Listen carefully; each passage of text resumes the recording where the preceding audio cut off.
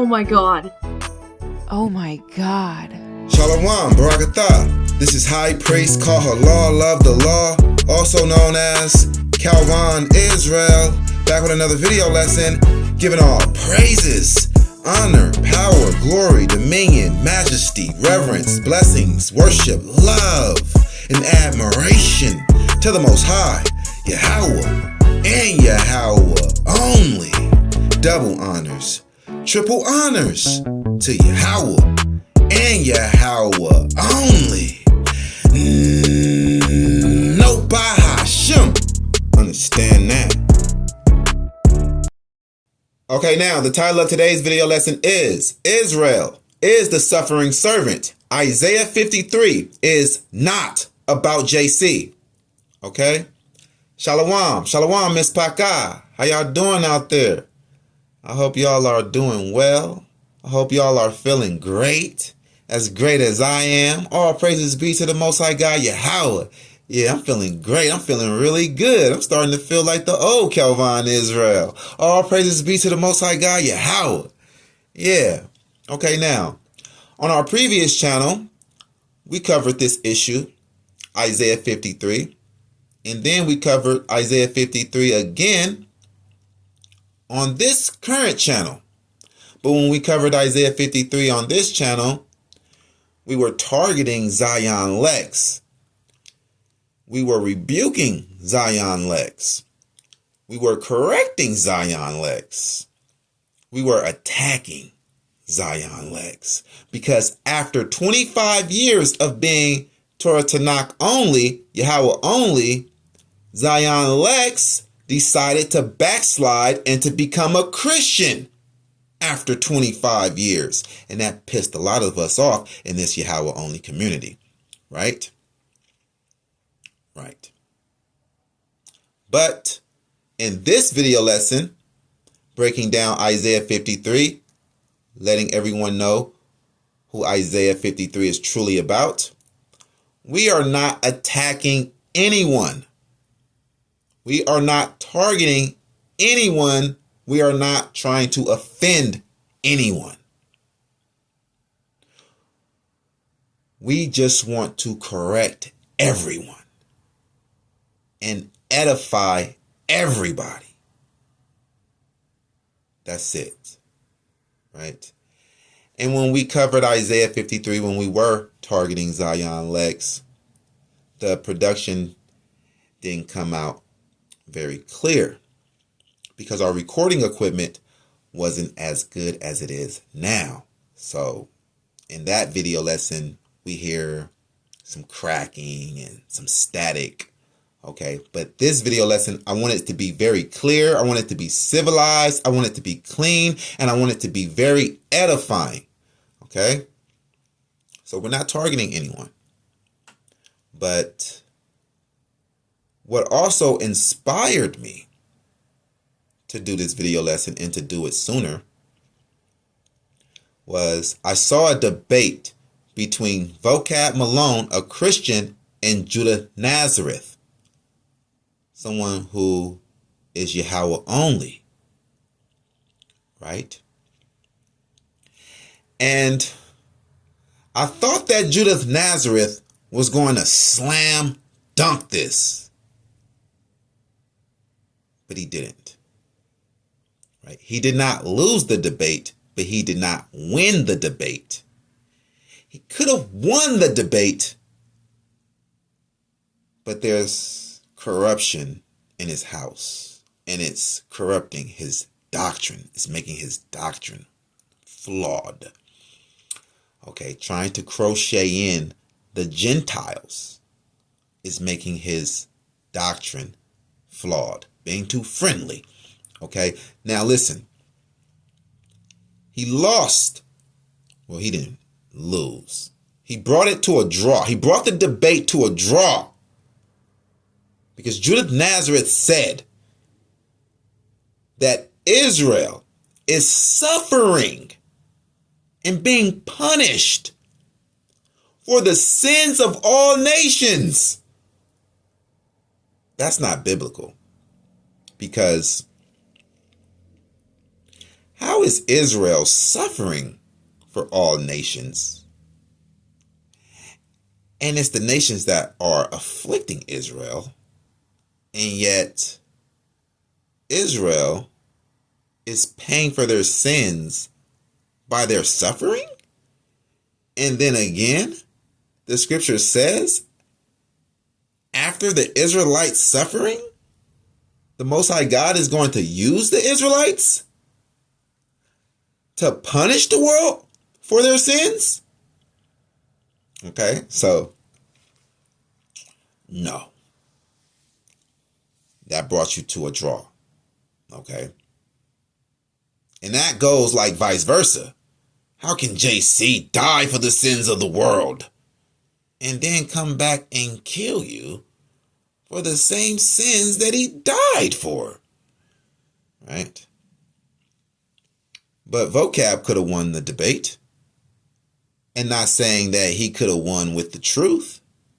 Because just because you win a debate, it doesn't mean necessarily that you have the truth. It could mean that the person you were debating, he just didn't know how to defend the truth very well.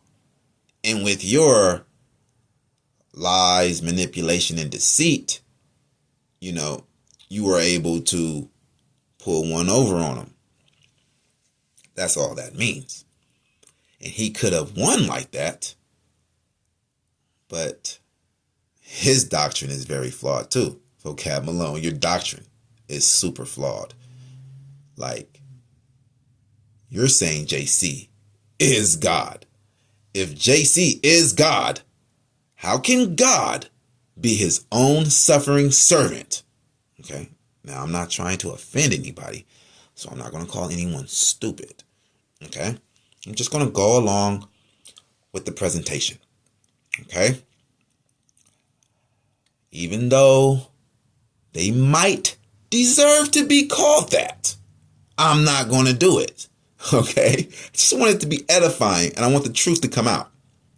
Okay. And I'm not going to be long-winded with this intro because we got a lot to bring out, and I feel good. Yes. And I hope y'all feel good too. Okay. All right. Now, jumping right off into this, let's prove Isaiah 53 is not about JC. Israel is the suffering servant in Isaiah 53. And it's Israel, the 1/3 of Israel, that is suffering and being punished for the sins of 2/3 of Israel, not all nations. Okay? The suffering servant is 1/3 of Israel, the righteous. And we're going through all kind of suffering and pain and punishments because of the 2/3 of Israel, the wicked of Israel. Okay? That's what's going on in Isaiah 53. And we're going to be proving that and proving that Isaiah 53 is about Israel being the suffering servant, and Isaiah 53 is not about JC. All right.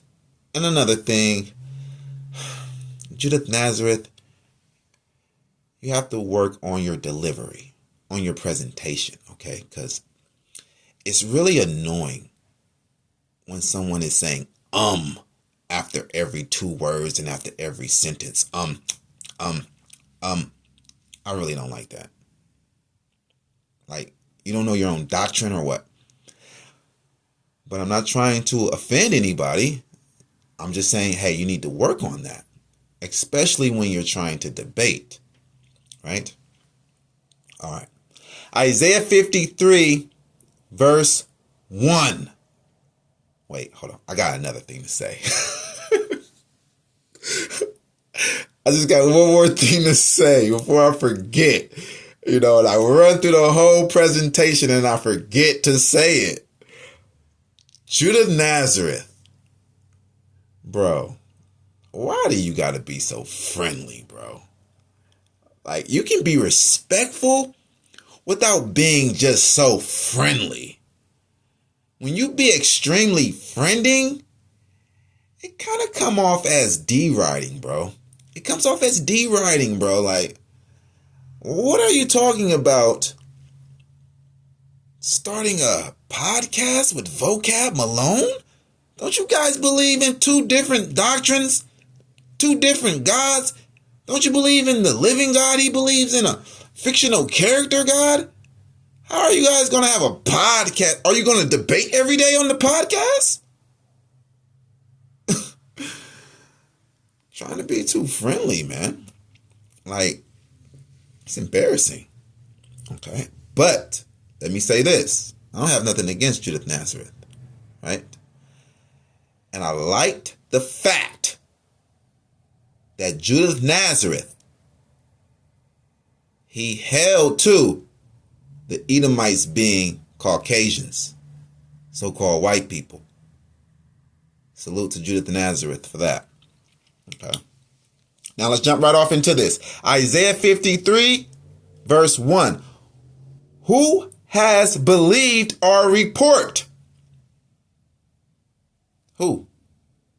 Who has believed our report?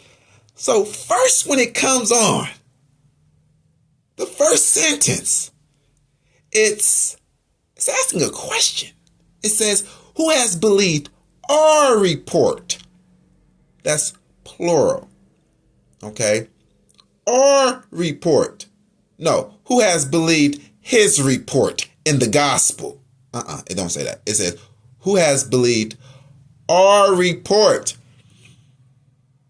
Okay? Who has believed our report, and to whom is the arm of Yahweh revealed? Okay. Christians say JC is the arm of Yahweh. So how can the arm be revealed to the arm? Huh? Hold on, let's go and grab that the arm was revealed to Israel. Yeah, the arm was revealed to Israel. And we're going to go and get that. We're going to go to Psalms 44, verse 3. Psalms 44, verse 3. For they got not the land in possession by their own sword, neither did their own arm save them, but your right hand and your arm and the light of your countenance, because thou hast a favor unto them. So when we got the land in our possession, yeah, that's when the arm of the Lord was revealed to us. Also, when we were brought out of the land of Egypt, that's when the arm of the Lord was revealed to us. The arm of the Lord represents his power. When they say right hand, right arm, it is a figure of speech because most people are right-handed, right? So their power is in their right arm, their right hand. Right? That's all it's saying. His arm represents his power. His right hand represents his power. Very good power that he's good at. Right? On the right hand side.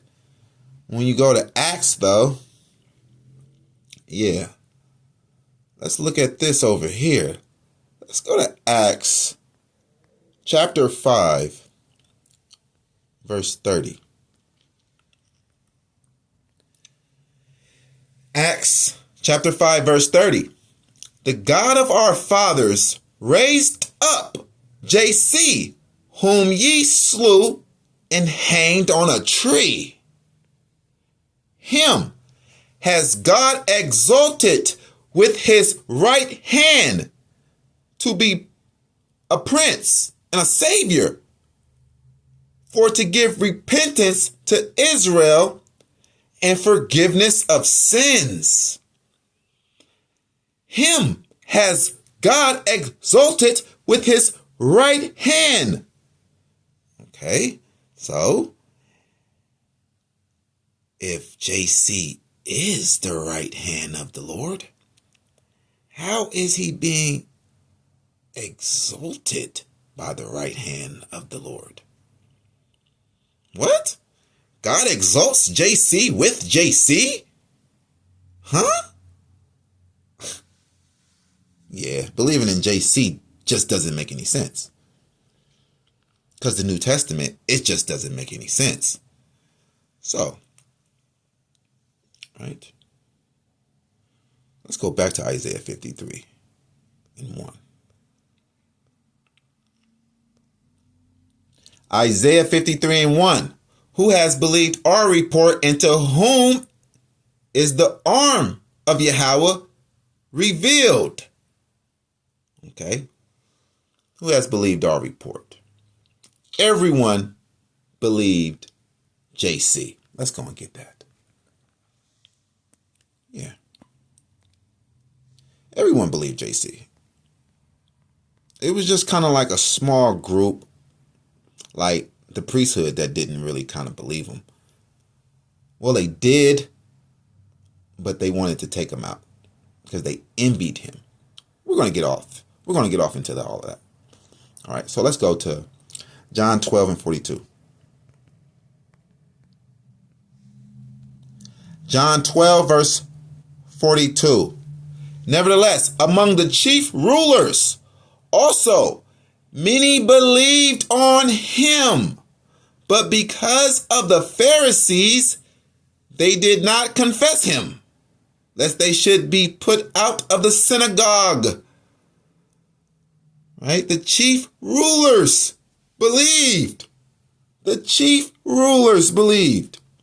Everyone believed JC's report. Let's go to John 7:31. John 7, verse 31. And many of the people believed on him and said, when Christ cometh, will he do more miracles than these which this man has done? So the people believed him. The chief rulers believed him. The people believed him. Let's see who else believed him. Everyone believed his report. Go to John 11:45. Then many of the Jews which came to Mary and had seen the things which JC did believed on him. So the chief rulers believed, the people believed, many Jews believed. Whoa. Let's see who else believed. Let's go to John. John 10:41. John chapter 10, verse 41. And many resorted unto him and said, John did no miracles, but all things that John spake of this man were true. Oh, man. Yeah. Many believed on him.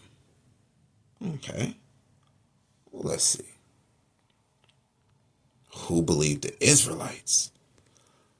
Let's see who believed the Israelites. Let's go to 1 Kings 22, verse 8.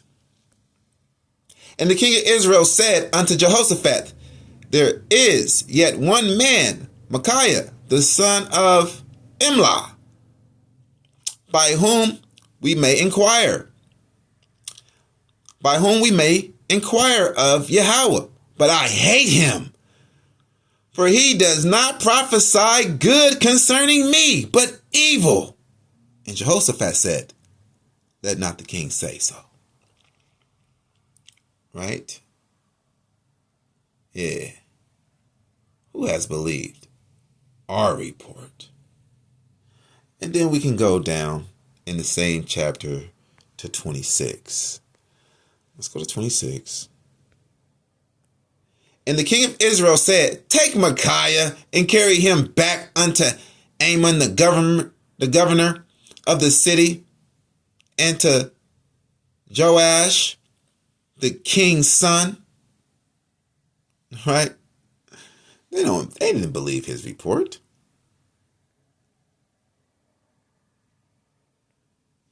And say, thus says the king, put this fellow in the prison and feed him with bread of affliction and with water of affliction until I come in peace.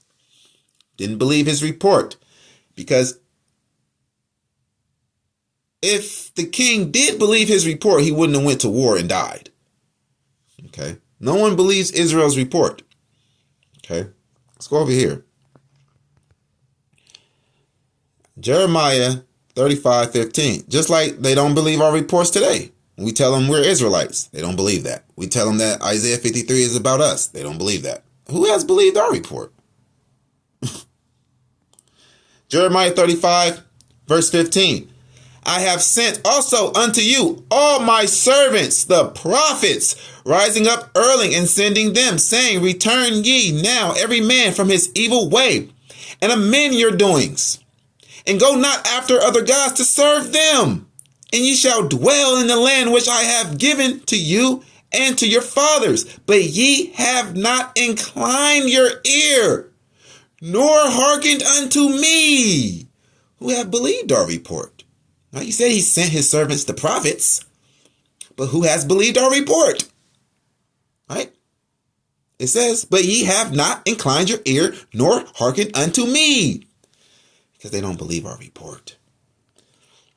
Let's go to Jeremiah 7, verse 25. Yeah, I told y'all we was going to get in depth. We're going to go deep. Yeah, we YOZ grave diggers, man. We get deep with these scriptures, man. Yeah, we'll dig your grave. We'll dig your grave and leave the light on for you. Nightlight crew. Yeah, we'll leave the light on for you. Jeremiah 7, verse 25. Since the day that your fathers came forth out of the land of Egypt unto this day, I have even sent unto you all my servants, the prophets, daily, rising up early and sending them. Yet they hearkened not unto me, nor inclined their ear, but hardened their neck. They did worse than their fathers. Okay. Who has believed our report? No one. Hey, look at that. Killing it. It ain't even got to verse 2 yet in Isaiah 53. So, Isaiah 53, verse 2. For he shall grow up before him as a tender plant, and as a root out of dry ground. He has no form nor comeliness, and when we shall see him, there is no beauty that we should desire him. No beauty that we should desire him. Okay. For he shall grow up before him as a tender plant. So this tender plant is Israel. And we're growing up before Yahweh. For he shall grow up before him, Yahweh, as a tender plant. That's not JC. JC is not the tender plant. And as a root out of a dry ground. Okay. So let's go and prove that Israel is the tender plant. Ezekiel. Let's go to Ezekiel. And we're going to go to chapter 16. Yeah, Ezekiel chapter 16. I'm going to start at verse 1.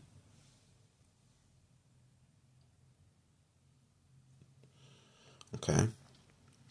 Again, the word of Yahweh came unto me, saying, Son of man, cause Jerusalem to know her abominations, and say, thus says Yahweh, God unto Jerusalem, thy birth and thy nativity is of the land of Canaan. Thy father was an Amorite, and thy mother an Hittite.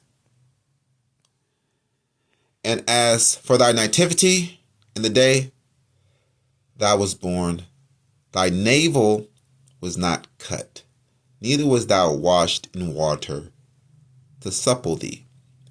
Thou was not salted at all, nor swaddled at all.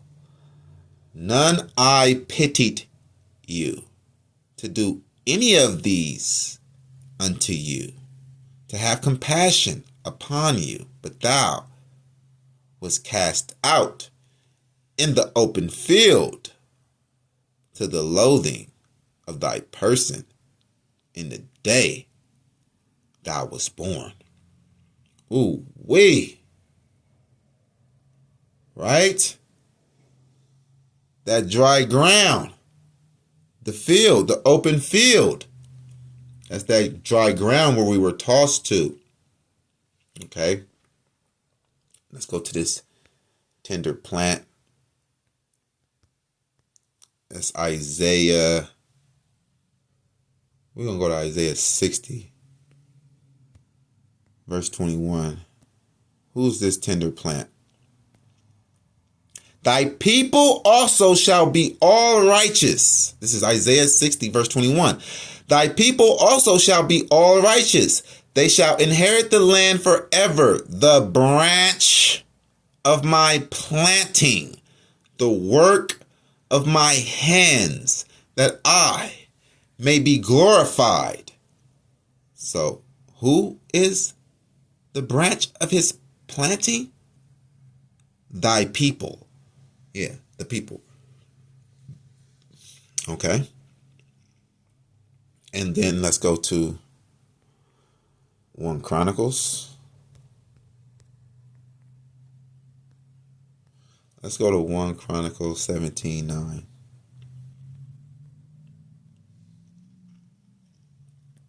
Also, I will ordain a place for my people Israel, and will plant them, and they shall dwell in their place, and shall be moved no more. Neither shall the children of wickedness waste them any more, as at the beginning. So, who's being planted? Yeah. Who's the plant? The tender plant?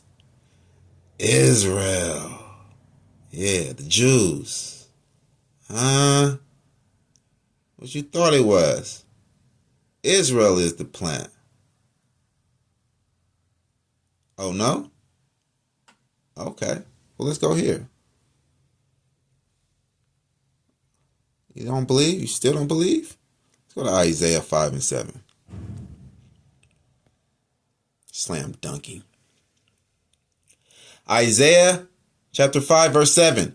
For the vineyard of Yahweh of hosts is the house of Israel, and the men of Judah his pleasant plant. Oh, there you have it right there. And he looked for judgment, but behold, oppression. For righteousness, but behold, a cry. All right, so we want to read this again from the top. And we want to see that. We're going to see Israel is the tender plant. Isaiah 5:7. For the vineyard of Yahweh of hosts is the house of Israel, and the men of Judah his pleasant plant. No. JC is his pleasant plant. His son JC. It don't say JC. It says men, plural. Men of Judah, his pleasant plant. Right? Why are you bucking up against the truth? Right? Isaiah 53 verse 2 again. For he shall grow up before him as a tender plant. Who's his pleasant plant? Yeah, the men of Judah. Okay. and as a root out of a dry ground. He has no form nor comeliness, and when we shall see him, there is no beauty that we should desire him. Right? So we just read Ezekiel 16, 1 through 5, and we see that Israel was not desired. Right? Israel was not desired. Let's get that again. Ezekiel 16. We're going to start at verse 1. Isaiah 16, verse 1. Salakia. Ezekiel 16, verse 1. Again, the word of Yahweh came unto me, saying, Son of man, cause Jerusalem to know her abominations, and say, Thus says Yahweh God unto Jerusalem, thy birth and thy nativity is of the land of Canaan. Thy father was an Amorite, and thy mother an Hittite. And as for thy nativity in the day thou was born, thy navel was not cut, neither was thou washed in water to supple you. Thou was not salted at all, nor swaddled at all. This is the nation not desired. None I pitied thee to do any of these unto you, to have compassion unto you, but thou wast cast out in the open field to the loathing of thy person in the day that thou was born. Just tossed out, man. Like, that's Israel right there for you, man. Like, right. Now let's go to here, man. This is Isaiah 53. Go back to Isaiah 53, verse 2. Right. Bear with me. Isaiah 53, verse 2. Right. It says, For he shall grow up before him as a tender plant, and as a root out of a dry ground. He has no form nor comeliness, and when we shall see him, there is no beauty that we should desire him. So we just saw that Israel was not desired.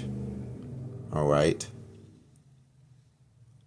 And we're going to go grab that again. Let's go to Zephaniah 2:1. Right. Zephaniah chapter 2, verse 1. Gather yourself together, O ye. Gather together, O nation not desired. Back here at Isaiah 53 and 2, it says, There is no beauty that we should desire him. Okay. This is Isaiah speaking in third person. He is despised and rejected of men, a man of sorrows, and acquainted with grief. And we hid, as it were, our faces from him. He was despised, and we esteemed him not. Right? So Isaiah is speaking in the third person of 2/3 of Israel. Okay? 2/3 of Israel is the wicked of Israel, right?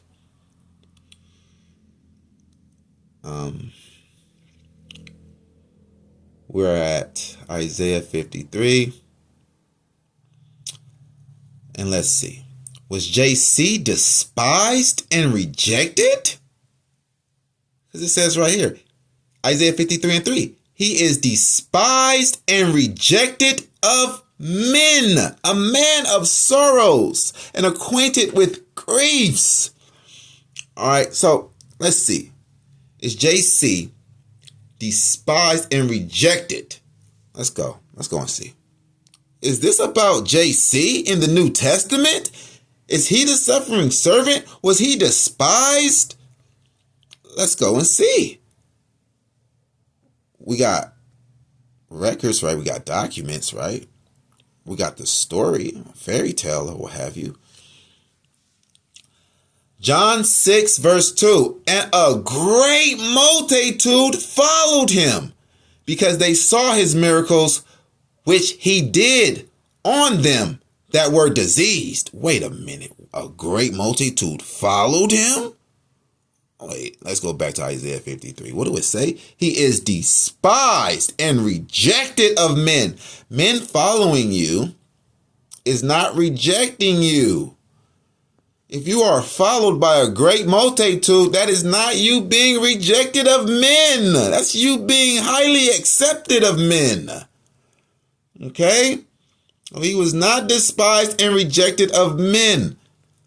Let's further prove this. Let's go to John.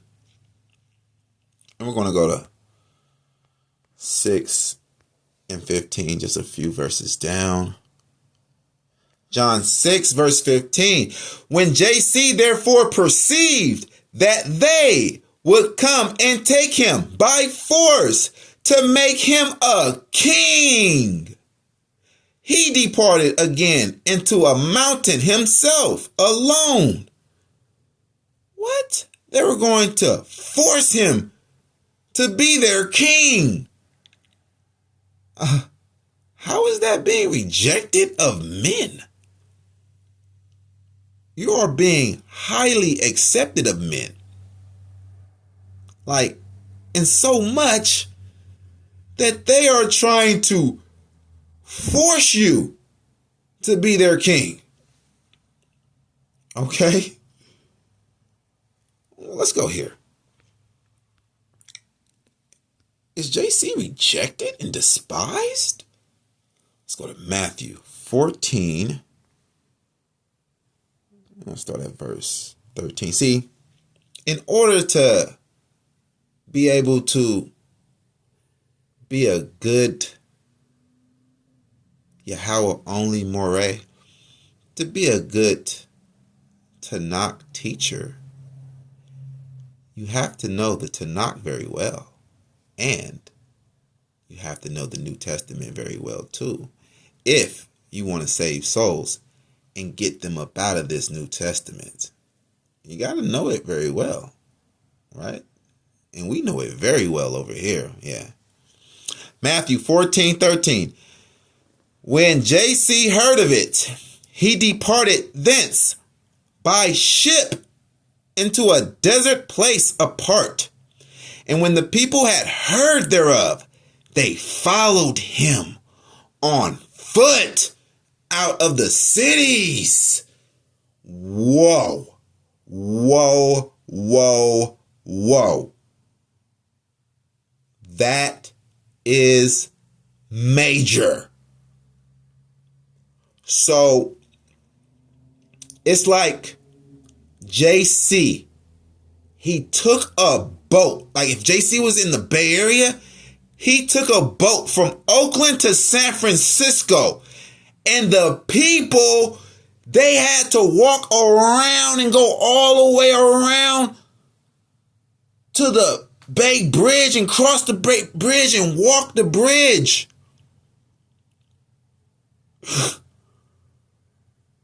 Bro, they walked a whole city just to follow him. And you're trying to say that JC was rejected and despised by men? What? No way. He took a shortcut and they walked the long way to follow him. All right. And JC went forth and saw a great multitude and was moved with compassion toward them. And he healed their sick. Someone's healing your sick. How can you reject them and despise them? Come on, man. The whole gospel story does not even fit Isaiah 53, man. Come on, man. Like the life of JC, it doesn't fit it. So let's go and see. Was Israel rejected and despised of men? We're going to go right back here. All right. Zephaniah 2:1. Show you again. Zephaniah 2:1. Gather yourself together. Yeah. Gather yourself together, O nation not desired. Yeah. We were despised and rejected of men. Okay. Let's go to Zechariah.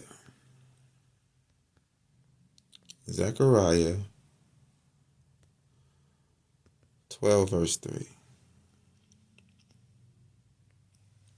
And in that day will I make Jerusalem a burdensome stone. And in that day will I make Jerusalem a burdensome stone for all people.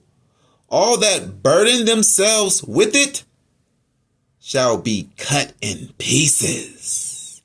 Here's the kicker. Though all the people of the earth be gathered together against it. So who's despised and rejected by the whole earth? You guessed it. The Israelites. Jerusalem. Jerusalem is a people before it's a place. Okay. So it don't get more despised than that if the whole world is gathered together against you. Okay. So let's go back to Isaiah 53. We're going to start at verse 4. Okay. Surely he has bore our griefs and carried our sorrows. Yet we did esteem him stricken, smitten of God, and afflicted. Okay. So that was us, the righteous, 1/3 of Israel. Surely he has bore our griefs. Ooh-wee. And carried our sorrows. Yet we did esteem him stricken, smitten of God, and afflicted. He was beat. He was hurt. He was afflicted. Right? Not killed. He was smitten of God, hurt, beaten by God. Not killed. Okay? When you go off into the Hebrew, that's smitten right there in the Hebrew lexicon. It means to hurt, not to kill. Okay? So we're going to go to and see where that happened to Ezekiel. Let's go to Ezekiel chapter 4, and we're going to start at verse 4. Ezekiel chapter 4, verse 4. Lie thou also upon thy left side, and lay the iniquity of the house of Israel upon it, according to the number of the days that thou shalt lie upon it, thou shalt bear their iniquity. For I have laid upon you the years of their iniquity according to the number of the days, 390 days. So shalt thou bear the iniquity of the house of Israel. And when thou hast accomplished them, lie again on thy right side, and thou shalt bear the iniquity of the house of Judah. 40 days I have appointed you, each day for a year. Right? This is a representation of the 1/3 of Israel suffering because of the 2/3 wicked Israelites. Right? The righteous 1/3 suffering because of what the wicked 2/3 did, right? Because the whole nation has to go into captivity, even though we did nothing wrong. We were keeping the laws. But the whole nation had to go into captivity.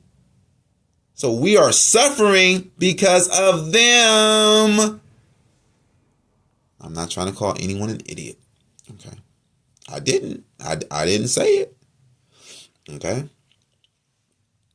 All right.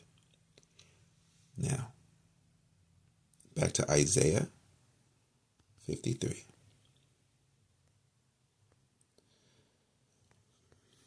Start at 4.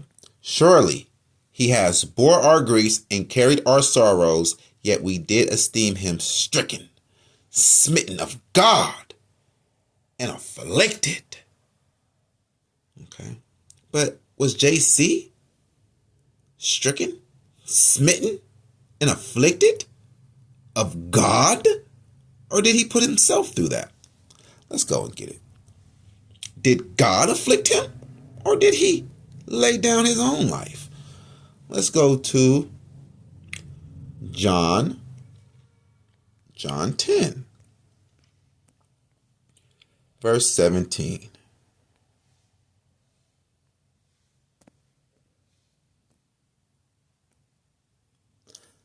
John chapter 10, verse 17. Therefore, does my Father love me?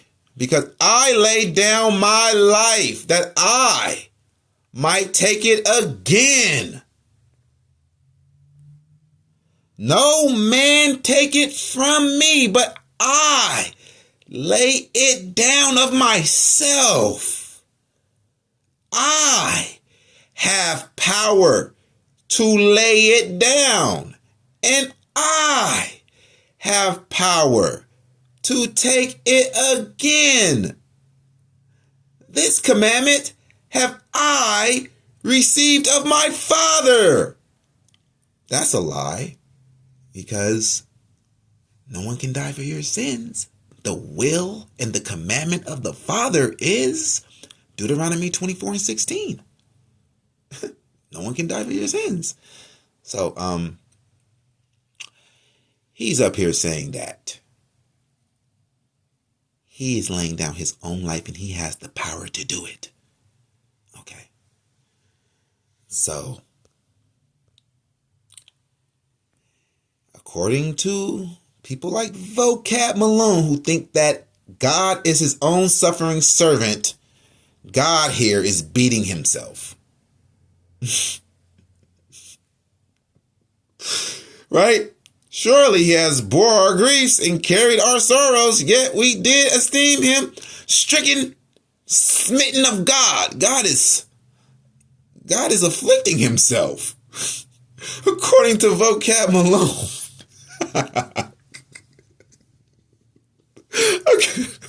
I couldn't hold that one in, man. God is beating himself. Wait. Oh man, this is crazy. Like Christians, let's keep it clean. Isaiah 53 verse 5. Okay. Isaiah 53 verse 5. But he was wounded for our transgressions. Yes, because the 1/3 of Israel, we were keeping the commandments, doing what we were supposed to do. But 2/3, majority of our nation wasn't. Majority rules, so we went into captivity. It says, Isaiah speaking in third person of the 2/3 Israelites, but he was wounded for our transgressions. He was bruised for our iniquities. The chastisement of our peace was upon him, and with his stripes we are healed. Okay. So it says the chastisement of our peace was upon him. But JC did not come to bring peace. So how can that be about him? Let's go to Matthew 10:34.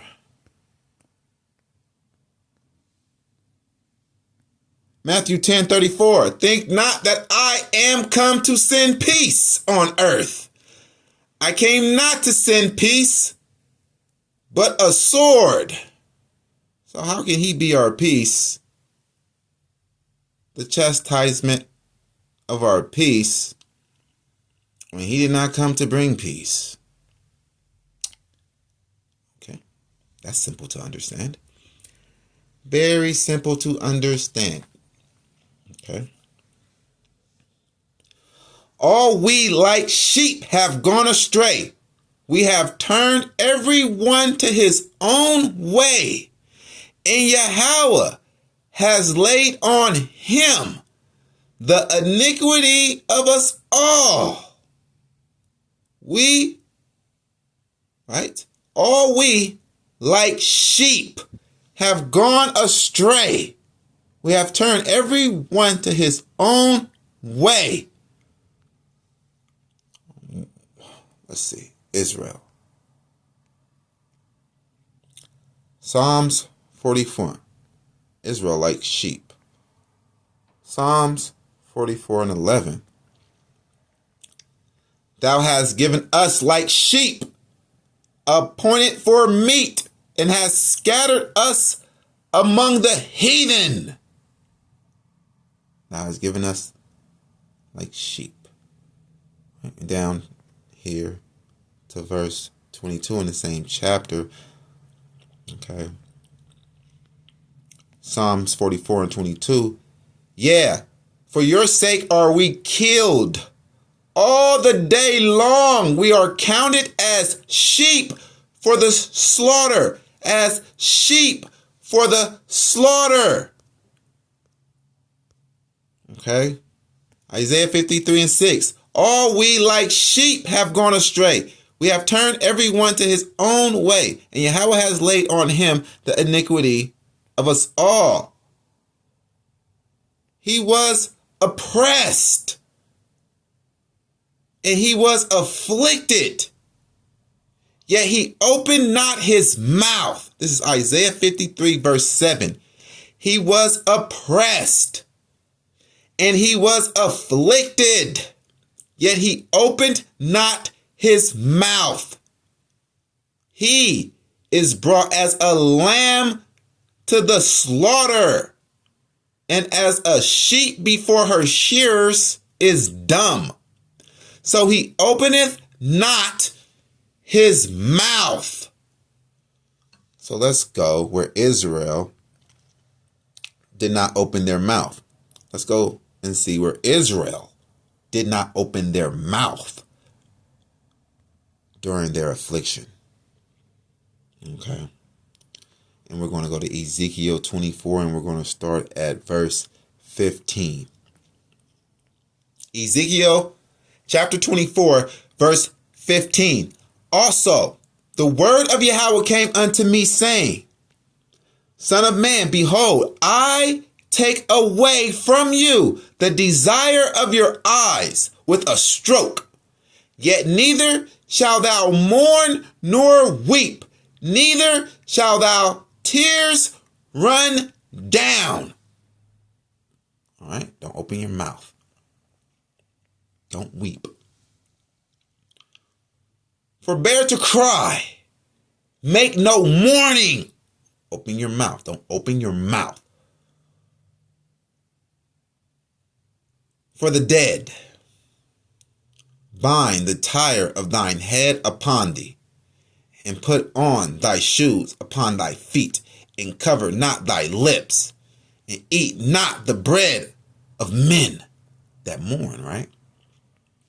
So I spake unto the people in the morning, and at evening my wife died, and I did in the morning as I was commanded. Peace be upon Ezekiel. All praises be to the Most High God, Yahweh, for his righteous servant Ezekiel, for his mighty servant Ezekiel. Reading on. And the people said unto me, Wilt thou not tell us what these things are to us, that thou dost so? Then I answered them, The word of Yahweh came unto me, saying, Speak unto the house of Israel.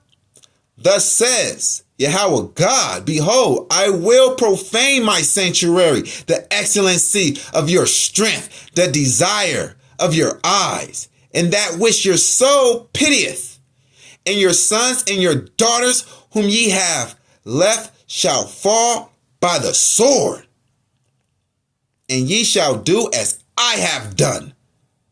Ye shall not cover your lips, nor eat the bread of men. And your tire shall be upon your heads, and your shoes upon your feet.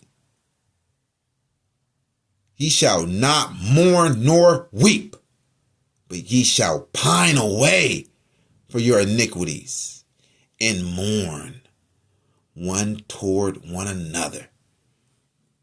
And mourn one toward another. Right? Silently. Right? So, keep your turbans on your head and your shoes on your feet, and don't weep. So Israel did not open their mouth when we were afflicted. We were commanded not to open our mouth. Okay, now we're going to go to Ezekiel chapter 3, verse 26. Ezekiel chapter 3, verse 26. And I will make thy tongue cleave to the roof of thy mouth, that thou shalt be dumb, and shalt not be to them a reprover, for they are a rebellious house. Right? So, let's go to Ezekiel. Salakia, let's go to Isaiah 53, verse 7. It says, right here in Ezekiel chapter 3 and 26, it says, and I will make thy tongue cleave to the roof of thy mouth, that thou should be dumb. Right? So you can't open your mouth. To be dumb is to be like deaf. Right? Let's go back to Isaiah 53. Isaiah 53, 7. Right? He was oppressed and he was afflicted, yet he opened not his mouth. He is brought as a lamb to the slaughter, and as a sheep before her shears is dumb. Right? Didn't it say that Ezekiel was made dumb? So he openeth not his mouth, and as a sheep before her shears is dumb. And then here at Ezekiel 3 and 26, it says, and I will make thy tongue cleave to the roof of thy mouth, that thou shalt be dumb. Okay. Now, we go to Isaiah 53 again. Salakia. Isaiah 53,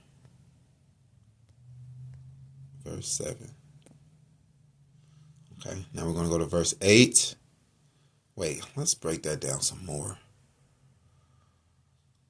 Okay, so we see that Israel was afflicted, and Israel did not open their mouth. And it fits this perfectly. Okay, so now let's go and see that JC opened his mouth. Okay, let's go. If this is about JC, then we shouldn't be seeing JC opening his mouth. Okay, so Matthew 27, and we're going to start at verse 46. Matthew 27, verse 46.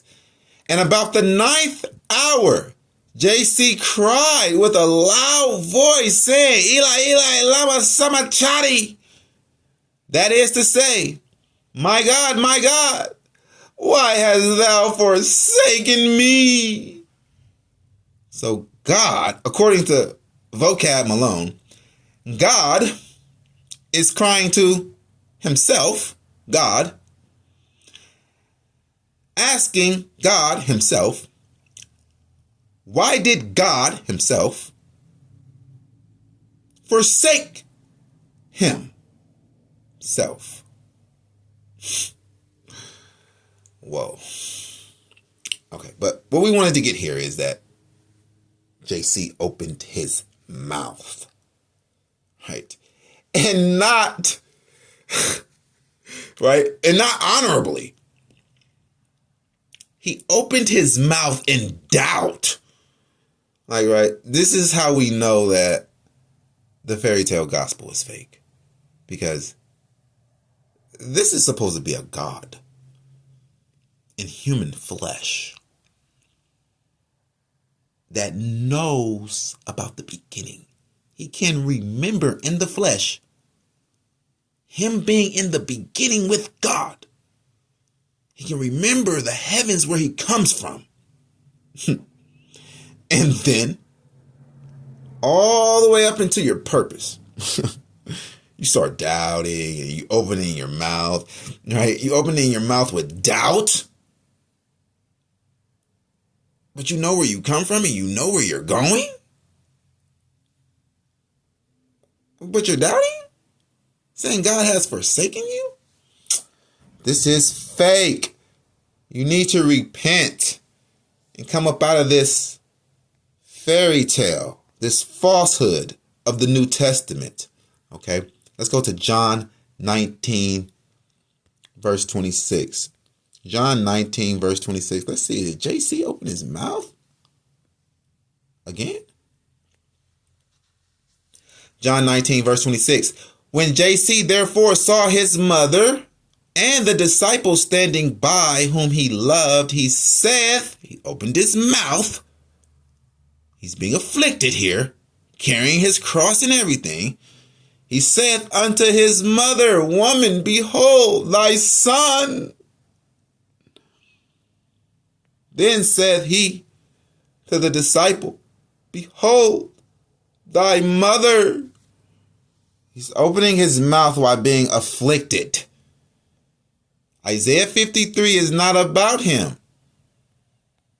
Okay, now let's go to see where Blabbermouth is blabbering and opening his mouth some more during his affliction. Luke 23, verse 43. And JC said unto him, Verily, I say unto you, today shalt thou be with me in paradise. Dang, man, you're talking a lot. So you know where you're going. You know you're going to paradise. And you're talking about, God, why have you forsaken me? Man,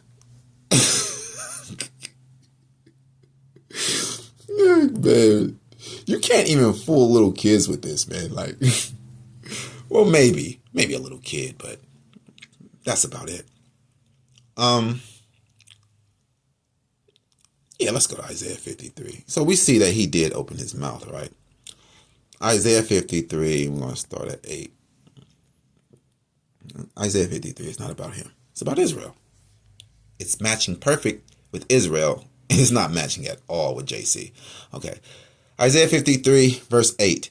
He was taken from prison and from judgment. And who shall declare his generation? Can't declare his generation because it's every generation. But we can declare JC's generation, right? Wasn't it the first century? About the year 30 CE, right?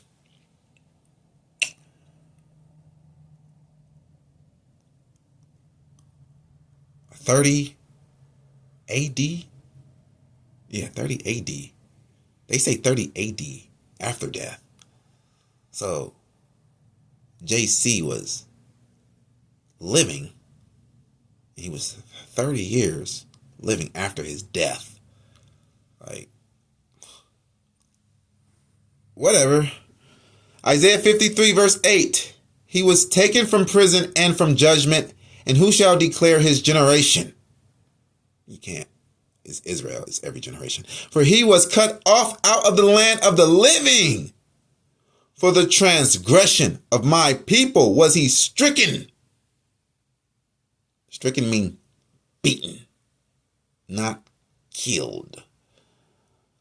But eventually we all got to be cut off out of the land of the living, right? And this is twofold. It could mean just like cut off from enjoying life because we're slaves, or it could be like cut off too soon, like we died early. Okay. Cut off. So we see that Israel feels that way, that we've been cut off. Let's go. I feel that way. Right? When I see these white people, young like myself, with all of this white privilege and better opportunities, I'd be like, man, I'm cut off, man. I'm cut off from the enjoyments and the privileges of this life. Right? Psalms 31 and 22.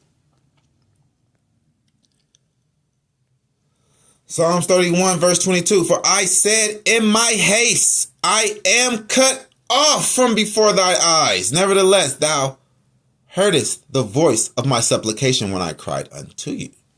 So Israel, we feel like we're cut off, and we're cut off out of the land of the living. Cut off from our parts, from a good life, right? I be seeing, and he did say that he was going to kind of like make us jealous with a foolish nation. So I be seeing white people, couples and stuff in love and stuff, holding hands and laughing and smiling, and they're all on social media, you know what I'm saying? Going on trips and stuff. And I'm like, having a family and stuff. And I'm like, wow, man. Like, that looks sweet right there, man. But it's like, under these curses, we don't get none of that. We get our wives' eyes being evil towards us. And we marry them and they lie with another man. Because that's the curse. And that's what's been happening to us. Ezekiel 37:11. Then he said unto me, Son of man, these bones are the whole house of Israel. Behold, they say our bones are dried and our hope is lost. We are cut off for our parts. Cut off out of the land of the living. So that's how the Israelites feel. Right? Therefore prophesy and say unto them, Thus says Yahweh God, Behold, my people, I will open your graves and cause you to come up out of your graves and bring you into the land of Israel. Resurrection. And ye shall know that I am Yahweh when I have opened your graves, O my people, and brought you up out of your graves. This is resurrection to paradise, because we say we're cut off out of the land of the living. We're cut off from our parts. We're cut off from a good life. He's resurrecting us to paradise to have a good life. Okay. And shall put my spirit in you, and ye shall live, and I shall place you in your own land on the second earth, in paradise. Then shall ye know that I, Yahweh, have spoken it and performed it, says Yahweh. Okay. Isaiah 53. Start at 8. Okay. He was taken from prison and from judgment. Right? Just like Micaiah in 1 Kings 22, right? He was taken from prison. He was in prison in judgment, right? JC was never in prison, man. Like, he was never in prison. Like, if anything, JC was in like a holding cell. He was never in prison. It says he was taken from prison and from judgment. And who shall declare his generation? For he was cut off out of the land of the living. For the transgression of my people was he stricken. So yeah, that really would suck, right? If you're like a righteous man of the Lord and you're keeping the commandments, right? And then you're like 30 and have to go into captivity because of what the 2/3 Israelites did. And then now you're spending like more than half of your life, more than half of your adult life in slavery for doing good. Isaiah 53 is explaining that those who were punished because of the 2/3 wicked Israelites, they will be rewarded. You know, the Most High will make it up to them. This is him making it up to us. Right? Isaiah 53 verse 9. And he made his grave with the wicked and with the rich in his death, because he had done no violence, neither was any deceit in his mouth. Okay. So,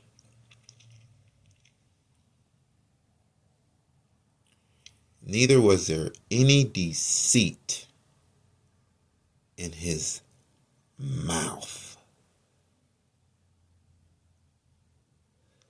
So let's go to Isaiah 6.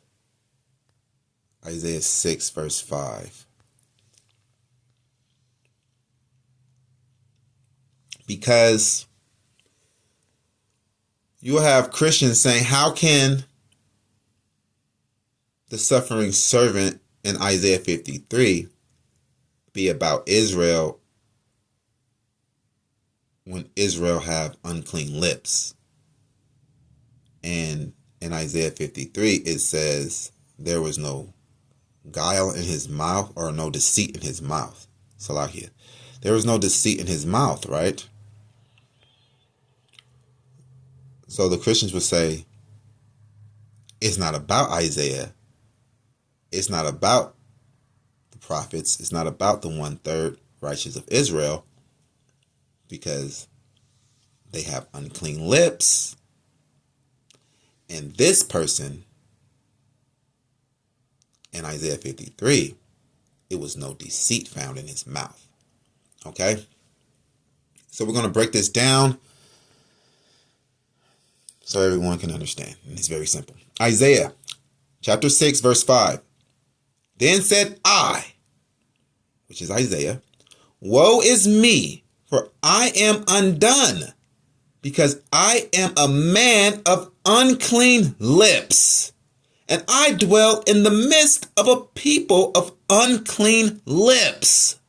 For my eyes have seen the King, Yahweh of hosts. Okay, so how is he really a man of unclean lips if he just admitted he's a man of unclean lips? Huh? He's a man of clean lips when it's concerning Yahweh. He's telling the truth right here, right? And his lips could have been unclean because of profanity, right?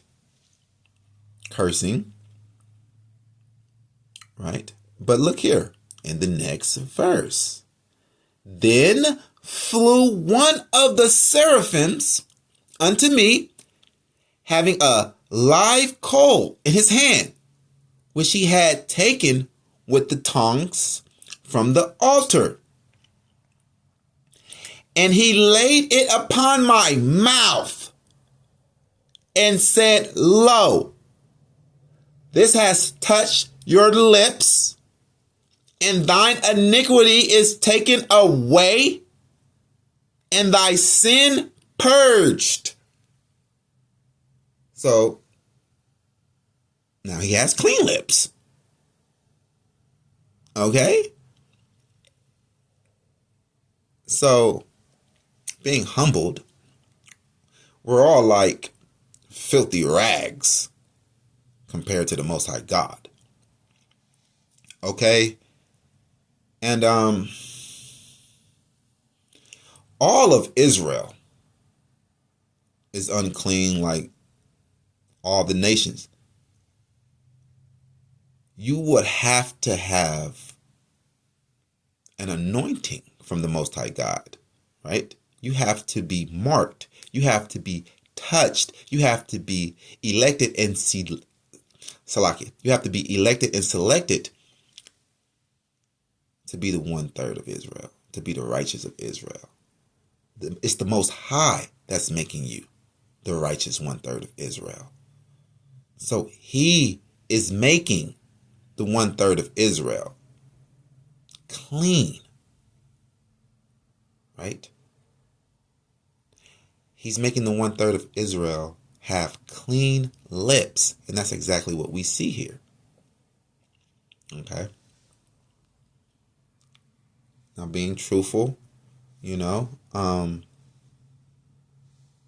could say that we are a people of unclean lips, swearing falsely, lying, using profanity, but we see that it's the Most High that takes away that sin. And with his spirit, now we have clean lips and we speak for him. Okay. But did JC have deceit in his mouth? Did he? Let's go and get that. Well, let's go to Isaiah 53 again. Let's go to Isaiah 53 and 9. Let's take our time with it. All right. Isaiah 53 and 9. And he made his grave with the wicked and with the rich in his death, because he had done no violence, neither was any deceit in his mouth. Okay. So let's see. Did JC commit any violence? Was JC violent? Okay, let's see. John 2, verse 13.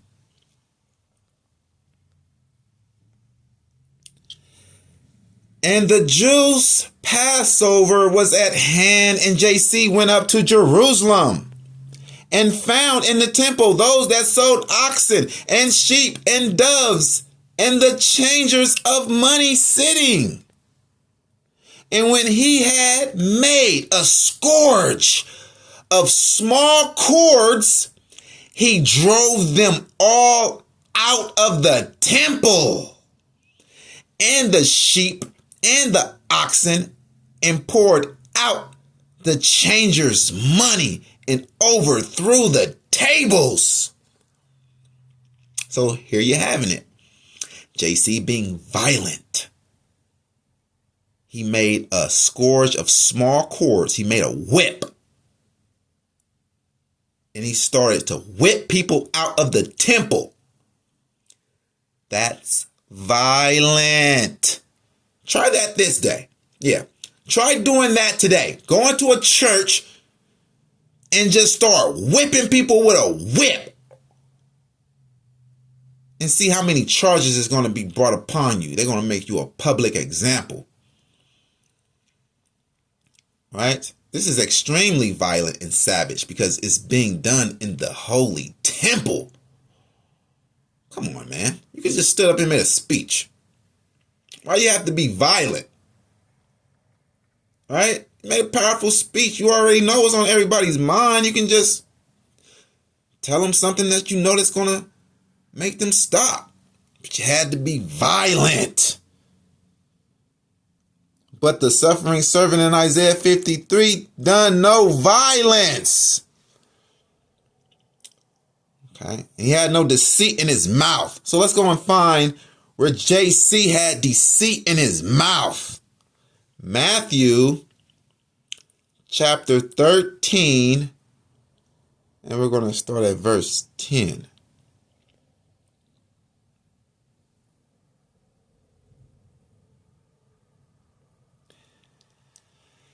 Matthew chapter 13, verse 10. Did JC have deceit in his mouth? And the disciples came and said unto him, Why speakest thou unto them in parables? He answered and said unto them, Because it is given unto you to know the mysteries of the kingdom of heaven, but to them it is not given. So he had deceit in his mouth because he just didn't come outright plainly and told the truth and be like to these people, say, the kingdom is not for you. For whatever reason it may be, right? Just tell them the truth. The kingdom of heaven is not for you. But he had deceit in his mouth, right? Deceiving the people, right? That's deceit. When you're not upfront, making these people believe that they can have the kingdom of God, making them believe that they can have the kingdom of heaven when you know that they can't. What are you even talking to them for? So you say, right? JC says, because it is given unto you to know the mysteries of the kingdom of heaven. So it was given to his disciples to understand his parables. So let's see. In the same chapter, just down a few verses, let's see. Did they understand his parables? Is the kingdom of heaven for them? Because the kingdom of heaven is for people who understand his parables. Okay. So let's go. Right here to 36. Matthew 13, verse 36. Then JC sent the multitude away and went into the house, and his disciples came unto him, saying, Declare unto us the parable of the tares of the field. But wait, what did JC say over here? Just in verse 11, he said, But it is given unto you to know the mysteries of the kingdom of heaven. And his own disciples didn't even know the mystery. You got to tell them, right? You got to tell them without a parable because they don't understand it. So the kingdom of heaven is not for them either. So break it down to the other people so that the kingdom of heaven can be for them too. Tell it to them. Duh. So it's deceit in his mouth. There you have it. Now let's go back to Isaiah 53. And we're going to start at verse 10. Isaiah 53, verse 10. Okay. Isaiah 53, verse 10. Yet it pleased Yahweh to bruise him. It pleased Yahweh to kill him. Yet it pleased Yahweh to bruise him. He has put him to grief. He has put him to death. He has put him to grief. When thou shalt make his soul an offering for sin. All of that means is that he suffered. He suffered unto death. When thou shalt make his soul an offering for sin. He suffered his whole life. Right? And now he's going to get forgiveness for his own sin. When thou shalt make his soul an offering for sin. Yeah, for his own sin. His soul. When he died, he's forgiven. right? He shall see his seed. We all know that JC did not have a seed. He shall prolong his days. We all know that JC days was not prolonged. He died at the age of 33. And the pleasure of Yahweh shall prosper in his hand. We all know that JC did not prosper. He did not fulfill his purpose, because in 1 John it says that the Son of Man was manifested, right? The purpose, his purpose, he was manifested to destroy the works of the devil. But as we look around in the world, the works of the devil are still here. So he did not prosper, and he did not fulfill his purpose, right? So we understand that that's a lie, right? When thou shalt make his soul an offering for sin. Yeah, we pay for our own sin. There you go. No one paid for our sin. We pay for our own sin. JC did not die for our sins. We pay for our own sins. Comfort ye. This is Isaiah 40 verse 1. Comfort ye, my people, says your God, Yahweh. Speak ye comfortably to Jerusalem, and cry unto her that her welfare is accomplished. Her warfare is accomplished. That her iniquity is pardoned. For she has received of Yahweh's hand double for all her sins. So, did JC die for the sins of Israel? Or did we pay for our own sins? Well, it says it right here. Let's read it again. Isaiah 40 verse 2. Speak ye comfortably to Jerusalem. Jerusalem is a people before it's a place. And cry unto her that her warfare is accomplished. That her iniquity is pardoned. For she has received of Yahweh's hand double for all her sins. Okay, so it's pardoned. All right. Oh, okay. That's what the transatlantic slave trade was about. Years after JC allegedly died for the sins of the world. Okay, yeah. We pay for our own sins. And double. That's why. JC's fake. Clearly. Obviously. Okay. And then we go back to Isaiah 53. Back to Isaiah 53 and 10. Yet it pleased Yahweh to bruise him. He has put him to grief when thou shalt make his soul an offering for sin. Right? So this person was grieved unto death. Then he died. All souls go back to the Most High, right? And the Most High received his soul and forgave him for his sins because it was sufficient. Everything that soul went through and suffered, right? It was enough for a sin offering. So that person can be forgiven for their sins because there's no man that don't sin, right? Even if you're righteous, right? You may not have gross sins.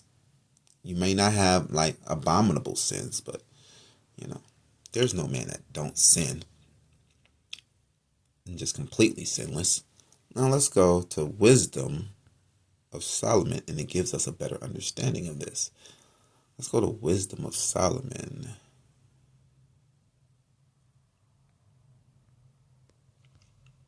Wisdom of Solomon, chapter 3, verse 6.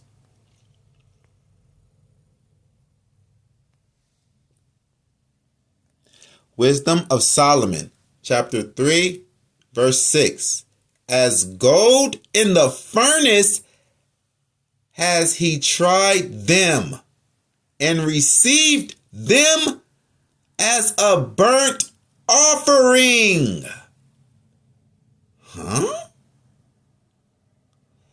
As gold in the furnace has he tried them. No, he killed them. As gold in the furnace has he tried them.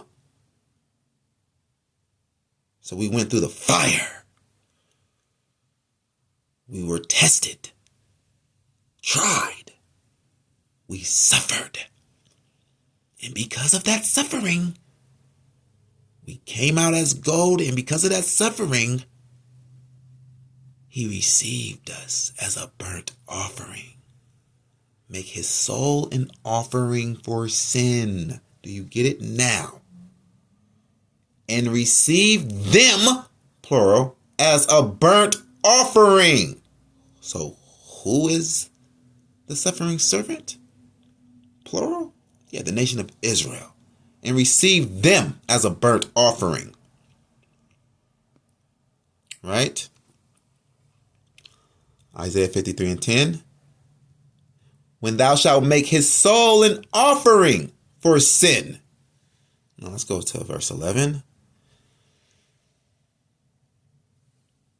He shall see the travail of his soul and shall be satisfied. By his knowledge shall my righteous servant justify many, for he shall bear their iniquities. All right.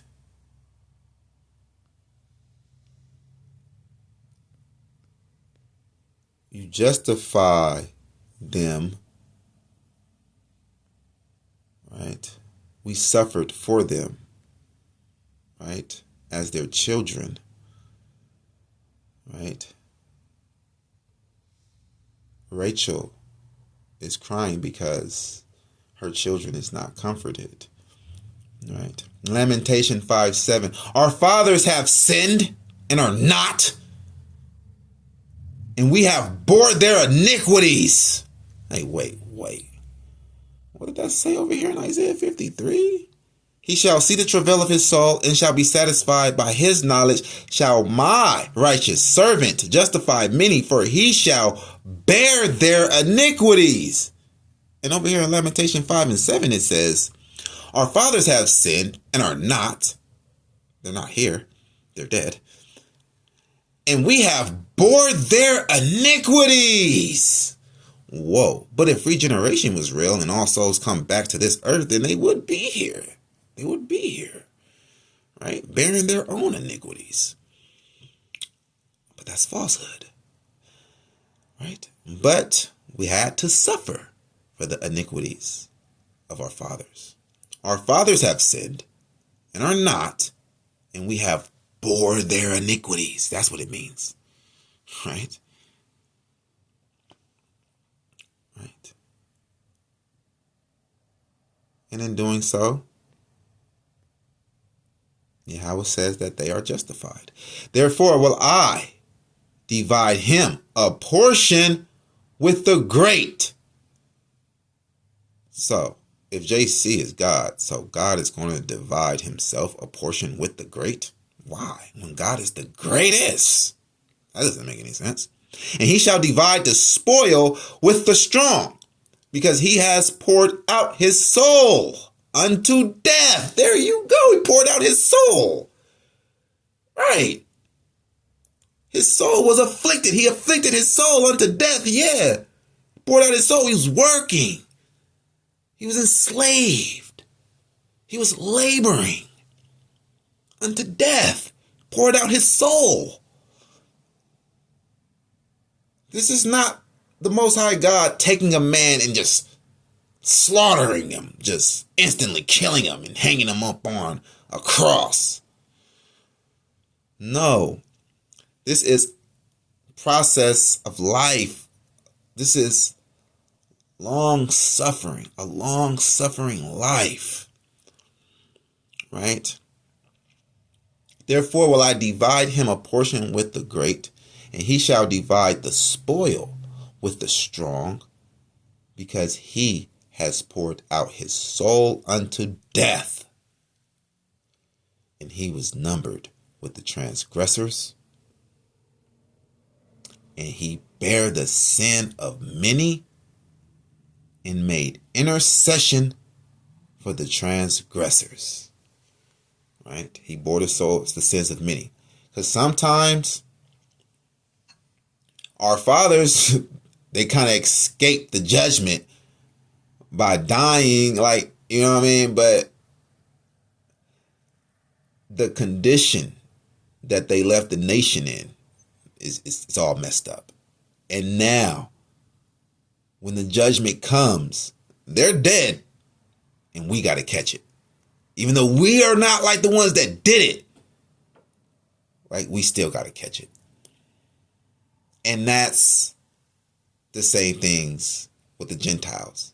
And they can't understand it. They like, how are we going to suffer for the sins of our forefathers? We are not the ones that enslaved you guys. We are not the ones that did this and did this to you guys. But they left your nation in a bad situation, right? And you're going to have to bear the sins of your fathers. That's what this is meaning.